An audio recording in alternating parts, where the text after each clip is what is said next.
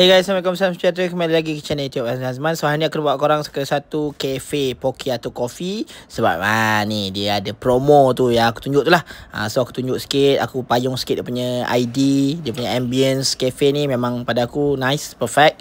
And ini dia benda yang kita cari-cari, matcha strawberry dia RM4.9. Okay, ni sebenarnya bukanlah harga asal dia. Dia tengah buat promo untuk bulan ni saja. So bila aku minum ni, aku just rasa macam such a bargain weh, RM4.9. I mean like macam kalau even untuk promo sekalipun tetap murah. Macam cakap terlampau murah untuk rasa yang mahal sebegini. Rasa matcha dia tu mahal gila, very thick. Lepas tu dia punya aftertaste yang usually kau dapat pada matcha, macam aftertaste yang grassy and bitter tu kan. Yang tu pun rasa dia kurang, very mild. And campur pula dengan strawberry dia very milky and creamy. Memang padu gila weh rasa macam strawberry dia, rasa mahal. And ni pula salah satu pizza yang aku order. Pizza apa aku tak ingat nama dia, tapi beef lah, beef, basically beef. Nampak menggiurkan, nampak cantik. Dia punya presentation pun nampak very, orang kata high end lah kan. Macam very classy. And bila aku makan ni, I would say macam kau tengok ada setiap ada cheese pool lagi. And I would say bila aku makan ni, aku rasa macam memang worth the price lah. Harga dia dalam RM30 macam tu je. Tapi rasa pizza dia rasa mahal. Dia punya, basically dia punya dough yang dia pakai untuk buat pizza tu, dia punya roti tu memang rasa very soft. Just kunyah 2-3 kali dia dah cair dalam mulut. Dia punya cheese pun pada aku very, orang kata amount yang diletakkan tu memang secukup rasa. Okay, tak terlampau banyak, tak terlampau sikit. Dan dia punya daging tu tak payah cakap memang dia ada tekstur daging yang orang kata very mahal tu lah. Okay, dia ada that chewiness tapi dalam masa sama very juicy and very tender lah. Ni dia punya cupcake.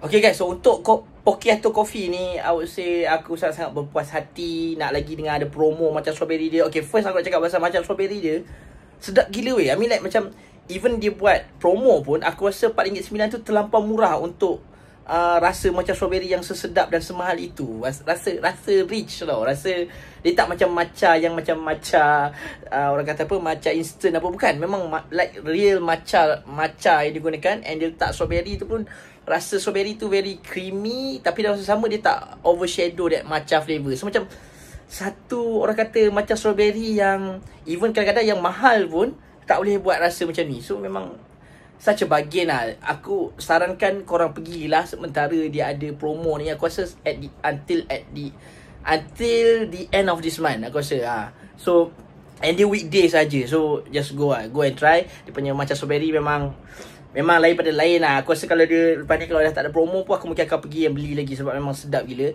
Okay, itu first.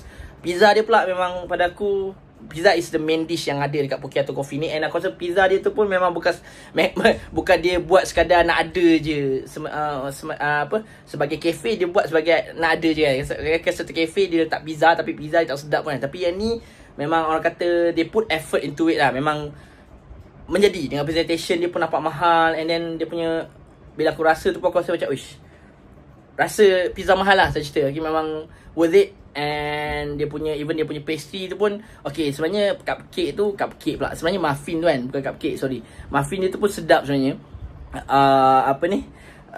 Aku dapat tu sebenarnya dapat free, tapi kira macam kalau jujur review pun memang pada aku sedap. Okay, very fluffy. And dia punya perisa yang dia letak kat dalam tu pun tak silap aku itu caramel kot. Rasa I mean like the whole muffin tu kau boleh rasa.